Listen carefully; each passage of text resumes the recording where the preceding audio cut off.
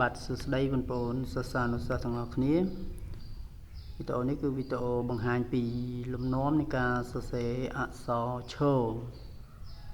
បាទអញ្ចឹងលំនាំនៃការសរសេរអក្សរឈរយើងមាន10ចលនាទី1គឺយើងគួចពីក្រោមទី2រុញឡើងលើទី3ពីឆ្វេងមកស្ដាំទី4ចុះក្រោមទី5ពីឆ្វេងមកស្ដាំទី6ឡើងលើទី7ដាក់សក់ទី8ពីឆ្វេងមកស្ដាំខាងក្រោមទី9រុញឡើងលើទី10ដាក់សក់ខាងលើបាទអញ្ចឹងចលនានៃការសរសេរអក្សរឈរគឺមាន10ចលនាបាទអញ្ចឹងដើម្បីកុំឲ្យខាត់ពេលយូរយើងមើលរបៀបនៃការសរសេរទាំងចលនាទី1យើងគួចពីក្រោមបាទទី2រុញឡើងលើទី3ទី4ទី5ទី6ទី7ទី8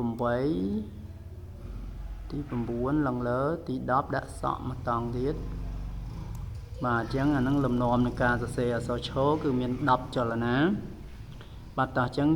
បន្តមកទៀតគឺចលនាទី1គឺយើងគួចខាងក្រោមទី2រុញឡើងលើត្រង់ទី3ពីឆ្វេងស្ដាំទី4ចុះក្រោមទី5ឆ្វេងស្ដាំទៀតទី6ឡើងលើទី7ដាក់សក់ព្រោះសក់វាមាន2តង់ទី8ពីឆ្វេងមកស្ដាំទី9រុញឡើងលើទី10ដាក់សក់មកតង់ទៀតបាទអញ្ចឹង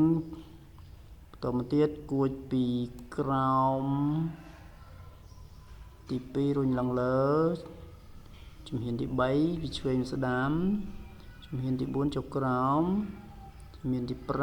5ឆ្វេងស្ដាំទី6រុញឡើងលើទី7ដាក់សក់ទី8ទាញពីឆ្វេងមកស្ដាំ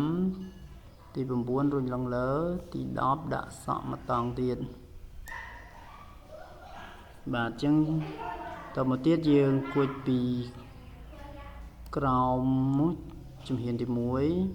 1ទី2រុញឡើងលើទី3ទី4ទី5ទី6ទី7ដាក់សក់ទី8ឆ្វេងស្ដាំទី9រុញឡើងលើទី10ដាក់សក់មកតង់ទៀតទៅមកទៀត